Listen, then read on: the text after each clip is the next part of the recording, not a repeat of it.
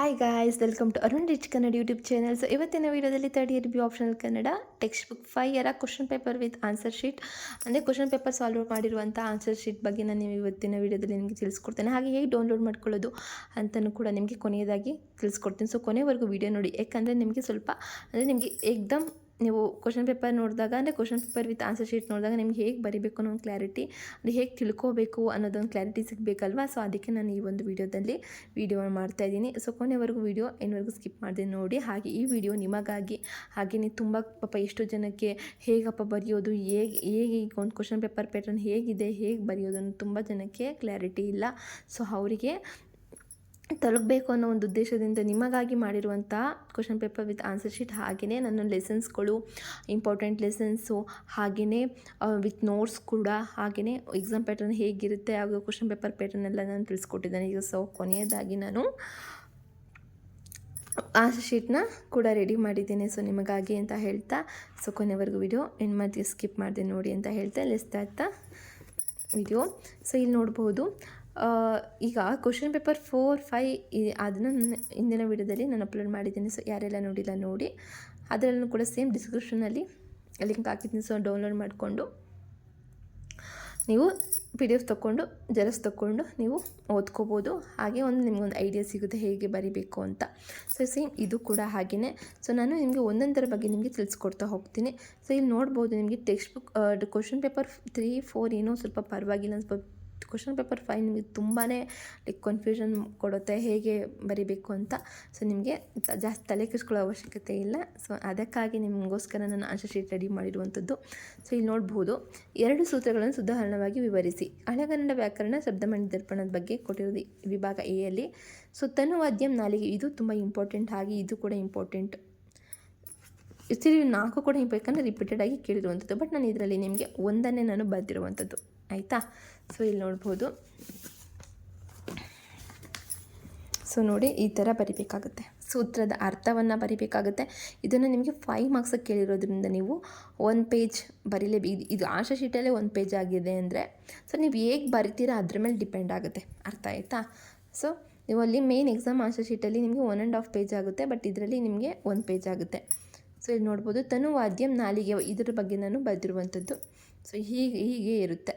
ಮತ್ತು ಸೂತ್ರದ ಅರ್ಥ, ಮನುಷ್ಯನ ದೇಹ, ನಾಲಿಗೆ ಅಥವಾ ವಾದ್ಯದಂತಹ ಸಾಧನಗಳಿಂದ ಧ್ವನಿಯನ್ನು ಉಂಟು ಮಾಡುವ ಪ್ರಯತ್ನದ ಮೂಲಕ ಶಬ್ದವು ಉತ್ಪತ್ತಿಯಾಗುತ್ತದೆ. ಆ ಶಬ್ದವು ಅಕ್ಷರ ರೂಪದಲ್ಲಿ ವ್ಯಕ್ತವಾಗುತ್ತದೆ ಎಂಬುದು ಈ ಸೂತ್ರದ ಮುಖ್ಯ ಆಶಯವಾಗಿದೆ. ಹಾಗೆ ಅದರ ವಿವರಣೆ, ಹಾಗೆ ಅದರ ಉದಾಹರಣೆ, ಹಾಗೆ ಉಪಸಂಹಾರವನ್ನು ನೀವು ಇಷ್ಟನ್ನು ಬರೀಬೇಕಾಗುತ್ತೆ, ಅರ್ಥ ಆಯ್ತಾ. ನೀವು ಉದಾಹರಣೆ ಬರೀಲಿಲ್ಲ ಅಂದರೆ ಪರವಾಗಿಲ್ಲ, ಅಟ್ಲೀಸ್ಟ್ ಉಪಸಂಹಾರವನ್ನು ಕೂಡ ನೀವು ಬರೆದ್ರೆ ನಿಮಗೆ 5 ಮಾರ್ಕ್ಸ್ ಸಿಗುತ್ತೆ. ಸೊ ನೋಡಿ ಈ ಥರ ಬರಿಬೇಕಾಗುತ್ತೆ. ಸೊ ನೀವು ಸ್ಕ್ರೀನ್ಶಾಟ್ ತೊಗೊಳ್ಳೋ ಅವಶ್ಯಕತೆ ಇಲ್ಲ, ಯಾಕಂದರೆ ನಾನು PDF ಇದೆ. ಸೊ ಅದನ್ನು ನೀವು ಡೌನ್ಲೋಡ್ ಮಾಡಿಕೊಂಡು ನೀವು ಜೆರಾಕ್ಸ್ ತೊಗೊಳ್ಳಿ, ಅಥವಾ ನೀವು ಹಾಗೇನಾದರೂ ನೀವು ಬೇಕಾದ್ರೆ ನೀವು ಬರ್ಕೊಳ್ಳಬಹುದು. ಸೊ ನಾನು ಒಂದನ್ನು ಬರೆದಿದ್ದೀನಿ ಅಂತ ನೀವು ಒಂದನ್ನು ಬರೆಯೋಕ್ಕೆ ಹೋಗ್ಬಿಡಿ, ಯಾಕಂದರೆ ನೋಡ್ಬೋದು ನೀವು ಒಟ್ಟು 4 ಕೇಳಿರ್ತಾರೆ. ಸೊ 4ರಲ್ಲಿ 2 ಬರೀಬೇಕಾಗುತ್ತೆ. ಒಂದೊಂದಕ್ಕೆ 5 ಮಾರ್ಕ್ಸ್ ಅಂದರೆ 2ಕ್ಕೆ 10 ಮಾರ್ಕ್ಸ್ ಸಿಗುತ್ತೆ. ಸೊ ನಾನು ನಿಮಗೆ ತಿಳಿಸ್ಕೊಳ್ಳೋದಕ್ಕೋಸ್ಕರ ಜಸ್ಟ್ ಒಂದನ್ನೇ ಬರೆದಿದ್ದೇನೆ ಅಷ್ಟೇ. ಸೊ ನೆಕ್ಸ್ಟು ಪ್ರಶ್ನೆ 2ರಲ್ಲಿ ನಿಮಗೆ ಇಲ್ಲಿ ನೋಡ್ಬೋದು, 2 ಸೂತ್ರವಾಕ್ಯಗಳನ್ನು ಬರೀರಿ ಅಂತ ಕೇಳುವಂಥದ್ದು. ಸೊ ನೀವು ಇದರಲ್ಲೂ ಕೂಡ 4 ಕೇಳ್ತಾರೆ. ಸೊ 4ರಲ್ಲಿ 2 ಬರೀಬೇಕಾಗುತ್ತೆ, ಅದು 2.5 ಮಾರ್ಕ್ಸ್ಗೆ, ಆಯಿತಾ. ನೀವು ಟೋಟಲ್ 5 ಮಾರ್ಕ್ಸ್ಗೆ ನೀವು 2 ಕ್ವಶನನ್ನು ಬರೀಬೇಕಾಗುತ್ತೆ. ಸೊ ಅದೇಗಪ್ಪ ಬರೆಯೋದು ಅಂತಂದರೆ ನೋಡಿ, ಇಷ್ಟೇ ಸುಲಭ. ನಾನು ನೋಡಿ ಇಲ್ಲಿ ಟಿಕ್ ಮಾರ್ಕ್ ಹಾಕಿದ್ದೀನಿ, ಯಾವ ಕ್ವಶನ್ ಬರೆದಿದ್ದೀನಿ ಅನ್ನೋದನ್ನು, ಆಯಿತಾ.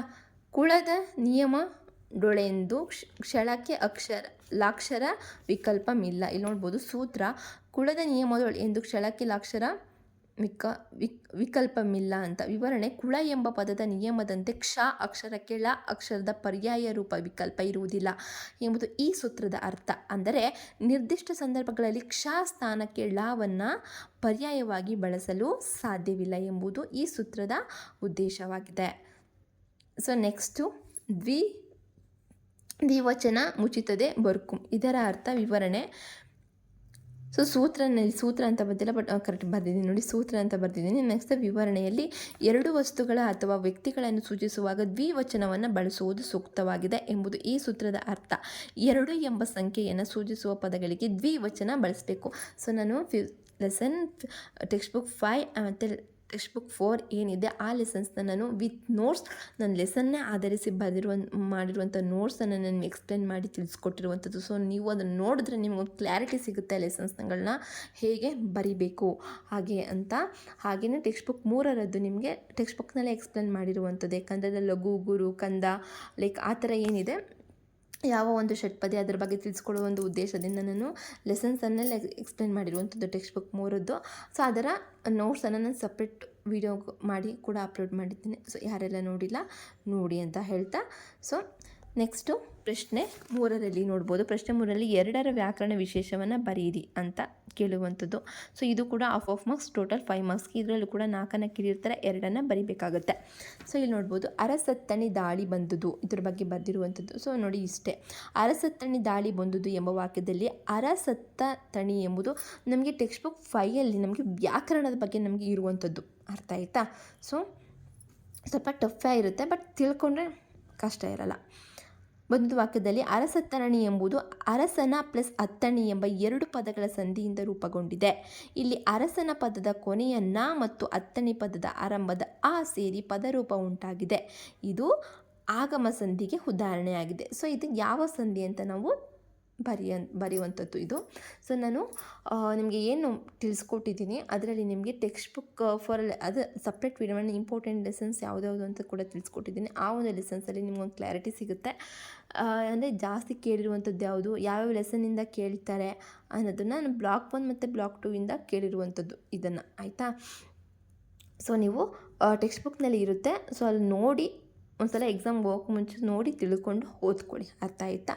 ಸೊ ಇದು ಇಷ್ಟು ಸುಲಭ ಆಗಿರುತ್ತೆ. ಆಯಿತಾ? ಏನು ಕಷ್ಟ ಇರಲ್ಲ, ಒಟ್ಟಿನಲ್ಲಿ ಓದಬೇಕು ಹಾಗೆ ತಿಳ್ಕೊಬೇಕು. ಸೊ ನೆಕ್ಸ್ಟು, ಅಯ್ಯೋ ಅಕ್ಕಟ ಇಂದ್ರಂಗೆ ಕೇಡಾಯಿತು ಅನ್ನೋದು ಆನ್ಸರ್ ಇದು. ಸೊ ಇಲ್ಲಿ ನೋಡ್ಬೋದು, ಅಯ್ಯೋ ಅಕ್ಕಟ ಇಂದ್ರಂಗೆ ಕೇಡಾಯಿತೆ. ಇಲ್ಲಿ ಅಯ್ಯೋ ಅಕ್ಕಟ ಎಂಬ ಪದಗಳು ಶೋಕ ಅಥವಾ ದುಃಖವನ್ನು ಸೂಚಿಸುವ ಉದ್ಗಾರಾರ್ಥಕ ಪದಗಳು. ಇವುಗಳನ್ನು ಉದ್ಗಾರವಾಚಕ ಅವ್ಯವಗಳು ಅಂತ ಕರಿತೇವೆ. ಸೊ ಇದು ಯಾವ ಒಂದು ಅವ್ಯವಗಳು ವ್ಯಾಕರಣದಿಂದ ಬಂದಿರುವಂಥದ್ದು ಅಂತ ಕೇಳಿರುವಂಥದ್ದು. ಇಲ್ಲಿ ವ್ಯಾಕರಣದ ವಿಶೇಷ ಅಯ್ಯೋ ಅಕ್ಕಟ ಉದ್ಗಾರಕ ಅವ್ಯವಗಳು. ಯಾವ ಅವ್ಯವ ಆಗಿದೆ ಇದು? ಉದ್ಗಾರಕ. ಈಗ ನಾವು ನಮಗೆ ಟೆಕ್ಸ್ಟ್ ಬುಕ್ 3ರಲ್ಲಿ ನಮಗೆ ಲಘು ಗುರುವನ್ನು ಹಾಕಿ ಅಂತ ನಮಗೇನು ಪ್ರಶ್ನೆ 1ರಲ್ಲಿ ಕ್ವಶನ್ ಪೇಪರಲ್ಲಿ ಕೇಳಿದ್ದಾರೆ ನೋಡಿ, ಅದರಲ್ಲಿ ನಾವು ಇದು ಯಾವ ಒಂದು ಷಟ್ಪದಿ ಅಂತ ಬರಿತೀವಲ್ಲ, ಹಾಗೆ ಇದರಲ್ಲಿ ನಾವು ಅಂದರೆ ಪ್ರಶ್ನೆ 3ರಲ್ಲಿ ನಾವು ಯಾವ ಒಂದು ಸಂಧಿ ಅಂತ ಯಾವ ಒಂದು ಅವ್ಯವಗಳು ಅಂತ ಬರೆಯುವಂಥದ್ದು. ಸೊ ನೆಕ್ಸ್ಟು ವಿಭಾಗ ಬಿಯಲ್ಲಿ ಹೊಸಗನ್ನಡ ವ್ಯಾಕರಣ ಶಬ್ದಮಣಿ ದರ್ಪಣಂ. ಇದು ನೋಡ್ಬೋದು. ಪ್ರಶ್ನೆ 4ರಲ್ಲಿ ಕೇಶಿರಾಜ ಹೇಳಿರುವ ಕನ್ನಡ ಶುದ್ಧಿಕೆಯನ್ನು ಕುರಿತು ಚರ್ಚಿಸಿ. ಇದು 2 ಕೊಟ್ಟಿರ್ತಾರೆ, ಹಾಗೆ ನೀವು 1 ಬರೆದ್ರೆ ನಿಮಗೆ 10 ಮಾರ್ಕ್ಸ್ ಸಿಗುತ್ತೆ. ಹಾಗೆ ಸಂಧಿ ಎಂದರೇನು, ಕೇಶಿರಾಜ ಹೇಳುವ ಸಂಧಿಯನ್ನು ವಿಧಗಳನ್ನು ಉದಾಹರಣವಾಗಿ ಬರೆಯಿರಿ. ಸೊ ಇಲ್ಲಿ ನೋಡ್ಬೋದು, ಫಸ್ಟು ನೀವು ಯಾವುದೇ ಒಂದು ನೀವು 10 ಮಾರ್ಕ್ಸ್ಗೆ ಕ್ವಶನ್ ಆನ್ಸರ್ಸ್ ಬರೀತೀರಾ ಅಂದರೆ ಫಸ್ಟು ನೀವು ಪೀಠಿಕೆಯನ್ನು ಬರೆದು ನಂತರ ವಿವರಣೆ ಅಂತ ನೀವು ಇಲ್ಲಿ ಬರೆದು, ಬಟ್ ಇಲ್ಲಿ ಬರ್ದಿಲ್ಲ ನಾನು, ಬಟ್ ನೀವು ವಿವರಣೆ ಅಂತ ಬರೆದು ನಂತರ ಅಲ್ಲೊಂದು ಲೈನ್ ಬಿಟ್ಟು ನೀವು ಕಂಟಿನ್ಯೂ ಮಾಡಬೇಕಾಗುತ್ತೆ. ಸೊ ಇಲ್ಲಿ ನೋಡ್ಬೋದು, ಕೇಶಿರಾಜ ಹೇಳಿರುವ ಕನ್ನಡ ಶಬ್ದಗಳು ತತ್ಸಮ ತದ್ಭವ ಅದರ ಉದಾಹರಣೆ ಸಮೇತ ನೀವು ಬರೀಬೇಕಾಗುತ್ತೆ. ಹಾಗೆಯೇ ನೆಕ್ಸ್ಟು ದೇಶ ಆಗಿದ್ದರ ಉದಾಹರಣೆ ಮತ್ತು ಅನ್ಯ ದೇಶ, ಹಾಗೆ ಕೇಶಿರಾಜನ ವೈಶಿಷ್ಟ್ಯವಂತ ಬರೆದು ನಂತರ ಲಾಸ್ಟಲ್ಲಿ ಉಪಸಂಹಾರವನ್ನು ಬರೀಬೇಕಾಗುತ್ತೆ. ನೆಕ್ಸ್ಟು ಪ್ರಶ್ನೆ 5ರಲ್ಲಿ ಲಿಂಗ 9 ತೆಚ್ಚಂ ಕೇಶಿರಾಜನ ಈ ಹೇಳಿಕೆಯನ್ನು ಚರ್ಚಿಸಿ, ಹಾಗೆ ಸಮಾಸವೆಂದರೇನು ಅದರ ಬಗೆಗಳನ್ನು ಉದಾಹರಣೆಗೆ ಸಹಿತ ಬರೆಯಿರಿ. ಸೊ ಇದು ಲಿಂಗ 9 ಇದೆಯಲ್ಲ, ಇದು ನಿಮಗೆ ಇಂಪಾರ್ಟೆಂಟ್ ಕ್ವಶನ್ ಆಯಿತು. ಸಾರಿ ಇದು ಲಿಂಗ ಮುಂಬತ್ತಿದು. ನಾನು ಲಿಂಗ ಓದ್ಬಿಟ್ಟೆ, ಲಿಂಗ ಮುಂಬತ್ತಿದು.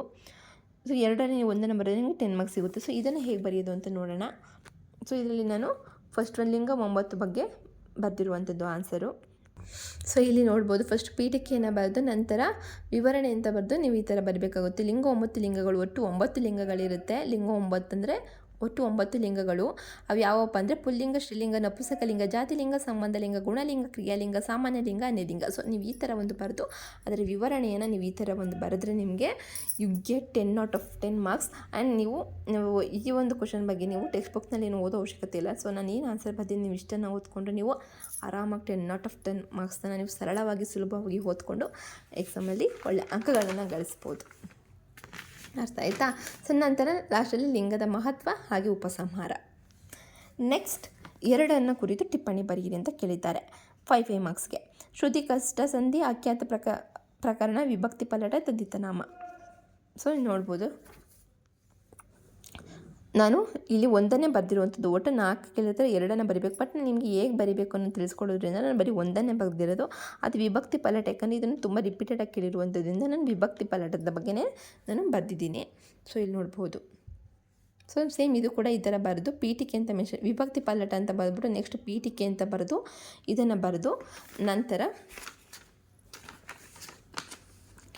ಇಲ್ಲಿ ವಿವರಣೆ ಅಂತ ಕೊಟ್ಟು ಈ ಥರ ಬರೆದು ನೆಕ್ಸ್ಟ್ ವಿಭಕ್ತಿ ಪಲ್ಲಟದ ಮಹತ್ವ ಅಂತ ಆಗಿ ಕೊನೆಯದಾಗಿ ಉಪಸಂಹಾರವನ್ನು ನೀವು ಬರೆದ್ರೆ ನಿಮಗೆ ಒಳ್ಳೆ ಅಂಕ ಸಿಗುತ್ತೆ. ಅರ್ಥ ಆಯಿತಾ? ಸೊ ನೆಕ್ಸ್ಟು ವಿಭಾಗ ಸಿನಲ್ಲಿ ಇಲ್ಲಿ ನೋಡ್ಬೋದು. ಒಂದು ಪ್ರಶ್ನೆಗೆ ಉತ್ತರಿಸಿ. ಭಾಷೆ ಎಂದರೇನು, ಭಾಷೆ ಉಗಮ ಮತ್ತು ವಿಕಾಸನದ ಬಗ್ಗೆ ಬರೆಯಿರಿ. ಹಾಗೆ ಭಾಷಾ ವರ್ಗೀಕರಣದ ವಿಧಾನಗಳು ಯಾವುವು ಅಂತ ಕೇಳಿರುವಂಥದ್ದು. 2 ಕೇಳಿರ್ತಾರೆ, 1 ನೀವು 10 ಮಾರ್ಕ್ಸ್ಗೆ ಬರೀಬೇಕಾಗತ್ತೆ. ಸೊ ಇಲ್ಲಿ ನೋಡ್ಬೋದು.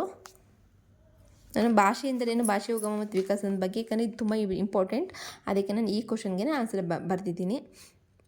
ನಿಮಗೂ ಓದ್ಕೊಳ್ಳೋಕ್ಕೆ ಹೆಲ್ಪ್ ಆಗುತ್ತೆ. ಸೊ ಇಲ್ಲಿ ನೋಡ್ಬೋದು ಭಾಷೆ ಎಂದರೇನು, ಹಾಗೆ ಭಾಷೆಯ ಉಗಮ. ಸೊ ಇಲ್ಲಿ ನೋಡ್ಬೋದು. ಸೊ ಇದು ಸ್ವಲ್ಪ ದೊಡ್ಡದೇ ಆಯಿತು. ಭಾಷೆಯಿಂದ ಭಾಷೆ ಉಗಮ ಮತ್ತು ವಿಕಾಸನದ ಬಗ್ಗೆ ಇದು ತುಂಬ ದೊಡ್ಡದೇ ಆಯಿತು. ಫಸ್ಟು ನಾವು ಭಾಷೆ ಎಂದರೇನು ಅದ್ರ ಬಗ್ಗೆ ಬರಿಬೇಕು, ನಂತರ ಭಾಷೆ ಉಗಮದ ಬಗ್ಗೆ ಬರಿಬೇಕು, ನಂತರ ಭಾಷೆಯ ವಿಕಾಸನದ ಬಗ್ಗೆ ಬರಿಬೇಕು. ಆಯಿತಾ? ಸೊ ನೋಡಿ ಇಷ್ಟಿದೆ. ಒಟ್ಟು ಆನ್ಸರ್ ಶೀಟಲ್ಲಿ 3 ಪೇಜಸ್ ಆಯಿತು ಅಂತಂದರೆ ನೀವು ನಮ್ಮ ಆನ್ಸರ್ ಶೀಟಲ್ಲಿ ಒಟ್ಟು 4 ಪೇಜ್ ಆಯಿತು. ಆನ್ಸರ್ ಶೀಟಲ್ಲಿ ನಮ್ಮ ಒಂದು ಆನ್ಸರ್ ಶೀಟಲ್ಲಿ 4-5 ಪೇಜಸ್ಸೇ ಆಗುತ್ತೆ. ನೀವು ಅಷ್ಟು ಬರೆದ್ರೆ ಅಂದ್ಕೊಳ್ಳಿ, ನೀವು ನಿಜವಾಗ್ಲೂ ಒಳ್ಳೆ ಅಂಕಗಳನ್ನು ಗಳಿಸ್ಕೊತೀರ ಮಾತ್ರ. ಸೊ ನೋಡ್ಬೋದು. ನೆಕ್ಸ್ಟು ಭಾಷೆಯ ವಿಕಸನಕ್ಕೆ ಕಾರಣಗಳನ್ನು ಕೂಡ ಬರೆದಿದ್ದೇನೆ. ಲಾಸ್ಟಲ್ಲಿ ಉಪಸಂಹಾರ. ಸೊ ನೆಕ್ಸ್ಟು ಪ್ರಶ್ನೆ 8ರಲ್ಲಿ 1 ಕುರಿತು ಟಿಪ್ಪಣಿ ಬರೆಯಿರಿ. 5 ಮಾರ್ಕ್ಸ್ಗೆ ಜಸ್ಟ್ ಒಂದಷ್ಟೇ ಬರೀಬೇಕಾಗಿರೋದು. ಇಂಡೋ-ಯುರೋಪಿಯನ್ ಭಾಷೆ ಪರಿವಾರ, ಕನ್ನಡ ನಾಡು ನುಡಿಯ ಪ್ರಾಚೀನತೆ, ಹಾಗೆ ಪೂರ್ವದ ಕಾಳಗನ್ನಡ. ಸೊ ಇದರಲ್ಲಿ ನಾನು ಇಂಡೋನೇಷ್ಯಾ ಭಾಷಾ ಪರಿವಾರ, ಯಾಕಂದರೆ ಇದು ತುಂಬ ಇಂಪಾರ್ಟೆಂಟ್, ರಿಪೀಟೆಡಾಗಿ ಕೇಳಿರೋದ್ರಿಂದ ನಾನು ಇದ್ರ ಬಗ್ಗೆ ಆನ್ಸರ್ ಬರ್ತಿದ್ದೇನೆ. ಸೊ ಇದರಲ್ಲಿ ಪೀಠಿಕೆ ಬರೀಬೇಕು. ಸೊ ನಂತರ ಪ್ರಮುಖ ಶಾಖೆಗಳು, ಕನ್ನಡ ಸ್ಥಾನ, ಉಪಸಂಹಾರ ಬರ್ತಿದ್ದೀನಿ. ಸೊ ನೆಕ್ಸ್ಟ್ ಪ್ರಶ್ನೆ 9ರಲ್ಲಿ 10 ಮಾರ್ಕ್ಸ್ ಕೇಳಿರುವಂಥದ್ದು. 2 ಕ್ವಶನನ್ನು ಕೊಟ್ಟಿದ್ದಾರೆ, 1 ಅಟೆಂಡ್ ಮಾಡಬೇಕು. ಸೊ ನಾನಿಲ್ಲಿ ದಕ್ಷಿಣ ದ್ರಾವಿಡ ಭಾಷಾ ಪರಿವಾರದ ಪ್ರಮುಖ ಭಾಷೆಗಳು ಅವು ಯಾವುವು ಸಂಕ್ಷಿಪ್ತವಾಗಿ ಬರೆಯಿರಿ. ಇದು ವಿವರಿಸಿ. ಇದು ಕೂಡ ಇಂಪಾರ್ಟೆಂಟ್. ಇದನ್ನು ತುಂಬ ಸಲ ಕೇಳಿರೋದ್ರಿಂದ ನಾನು ಇದರ ಆನ್ಸರನ್ನೇ ಬರೆದಿರುವಂಥದ್ದು. ಸೊ ಇಲ್ಲಿ ನೋಡ್ಬೋದು.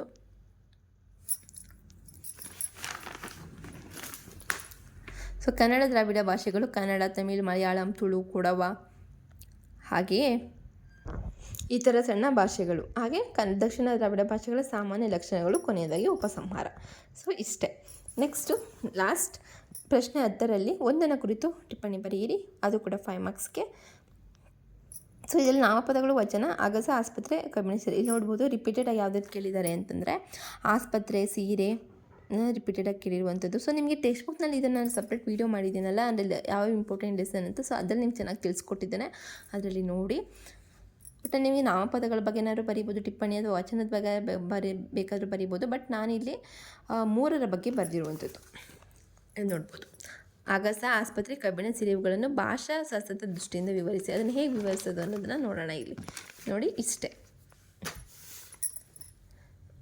ಅಗಸ ಅಂದರೆ ಕನ್ನಡದಲ್ಲಿ ಬಳಕೆಯಲ್ಲಿರುವ ಪದ, ಇದು ಆಕಾಶ ಎಂಬ ಅರ್ಥವನ್ನು ಸೂಚಿಸುತ್ತೆ. ಆಸ್ಪತ್ರೆ ಕನ್ನಡದಲ್ಲಿ ರೂಢಿಯಾಗಿರುವ ಪದ, ಇದು ರೋಗಿಗಳಿಗೆ ಚಿಕಿತ್ಸೆ ನೀಡುವ ಸ್ಥಳವನ್ನು ಸೂಚಿಸುತ್ತದೆ.